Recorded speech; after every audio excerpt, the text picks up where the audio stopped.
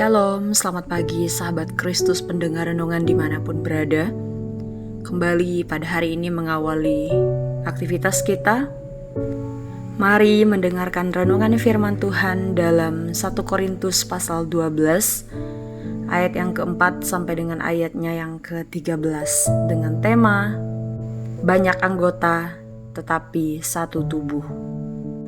Saudara yang terkasih, tentu kita tahu semboyan negara kita Republik Indonesia yaitu Bhinneka Tunggal Ika, yang artinya berbeda-beda tetapi tetap satu. Pengertian itu menekankan kepada kita supaya kita tetap satu meskipun beragam budaya, beragam agama, beragam suku, dan lainnya. Artinya bahwa kita umat manusia yang ada di muka bumi ini harus dapat menerima perbedaan, karena perbedaan itu merupakan salah satu karunia dari Tuhan. Tidak dapat dipungkiri perbedaan itu selalu ada dalam setiap lingkup, baik secara personal, komunitas, ataupun persekutuan.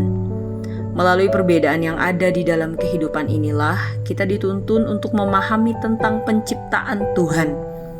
Tuhan menciptakan manusia berbeda-beda, tetapi melalui perbedaan itu, manusia dapat saling mengasihi dan saling melengkapi. Hal itulah yang disampaikan firman Tuhan saat ini, karena di Jemaat Korintus terjadi perpecahan yang disebabkan adanya pengelompokan-pengelompokan. Ada yang tidak menyukai pelayanan Rasul Paulus, sehingga banyak yang menjelek-jelekan dia. Ada yang lebih condong ke pelayan lain, menganggap lebih hebat, sehingga ada kelompok Paulus, kelompok Kefas, kelompok Apolos, dan kelompok Kristus. Mereka memuji kelompok yang mereka masuki dan menjelek-jelekan yang tidak sesuai dengan hatinya.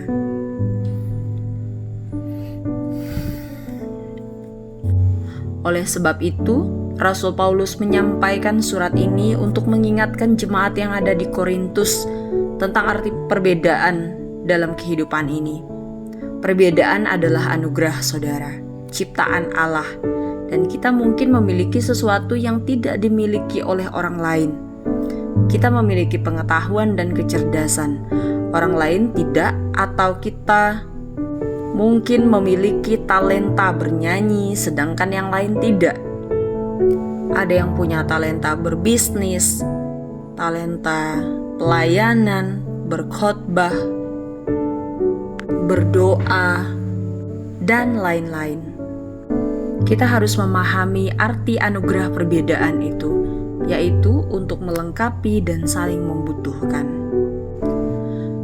Saudara, ketika itu terjadi perpecahan di Jemaat Korintus karena mereka memakai kelebihan masing-masing untuk meninggikan dirinya dan merendahkan orang lain supaya terlihat hebat, sehingga Rasul Paulus mengingatkan jemaat bahwa Tuhan memberikan kepada setiap umat manusia anugerah yang berbeda-beda.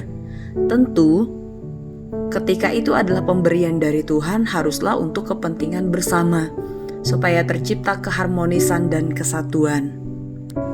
Paulus juga memberikan gambaran perbedaan yang diberikan Tuhan dengan perbedaan-perbedaan yang ada dalam organ tubuh manusia.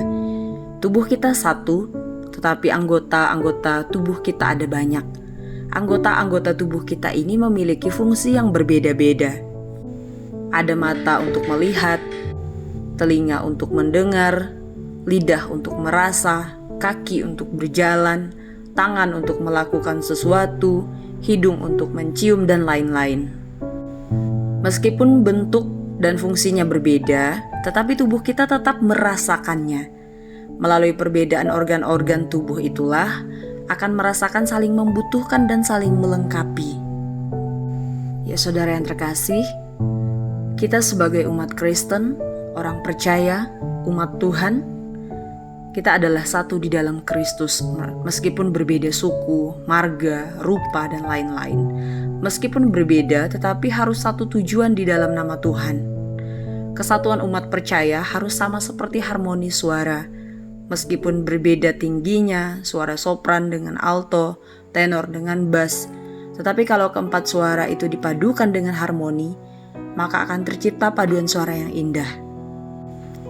Tuhan memberikan beragam talenta kepada manusia, yaitu supaya saling melengkapi, sehingga persekutuan menjadi rapi, menjadi baik.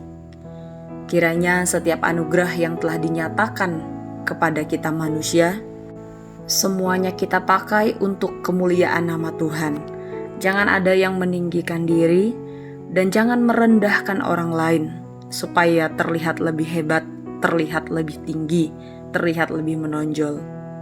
Sebab yang kita miliki itu adalah berasal dari Tuhan, dan sudah sewajarnya lah kita berikan untuk Tuhan dengan hati syukur dan tulus ikhlas. Amin. Untuk firman Tuhan, mari kita berdoa. Tuhan Yesus yang baik, kami bersyukur dan berterima kasih buat waktu dan kesempatan yang telah Tuhan berikan kepada kami pada hari ini. Kami bersyukur karena Tuhan telah memberkati kehidupan kami sepanjang malam yang telah berlalu. Kami boleh ada sebagaimana ada kami pada hari ini untuk mengawali aktivitas, tugas, tanggung jawab, pekerjaan, dan usaha kami. Itu semua karena Tuhan yang telah menganugerahkan nafas kehidupan, kesehatan, dan kekuatan yang baru ini. Tuhan yang baik, pada saat ini mengawali hari ini, kami akan menyerahkan semuanya ke dalam tangan Tuhan. Apa yang kami lakukan, apa yang kami kerjakan di sepanjang hari ini, dari pagi, siang, sore, hingga malam, Tuhan menuntun kami, Tuhan memelihara kami melalui Roh Kudus-Mu yang ada di dalam setiap diri kami, supaya kami tertuntun dan juga melakukan segala sesuatunya untuk kemuliaan nama Tuhan. Terima kasih banyak Tuhan Yesus, memohon penyertaan Tuhan di sepanjang hari ini. Demikian juga kami berdoa supaya kami boleh menjadi pribadi yang tidak menyombongkan diri, yang menyadari bahwa setiap kami memiliki perbedaan, memiliki talenta, karunia, anugerah masing-masing yang Tuhan anugerahkan dengan tujuan untuk memuliakan nama Tuhan. Terpujilah nama-Mu yang kudus, Tuhan yang baik. Kami serahkan hidup kami ke dalam tangan pengasihan-Mu. Di dalam nama Tuhan Yesus kami berdoa. Amin. Selamat beraktivitas, Tuhan Yesus memberkati. Shalom.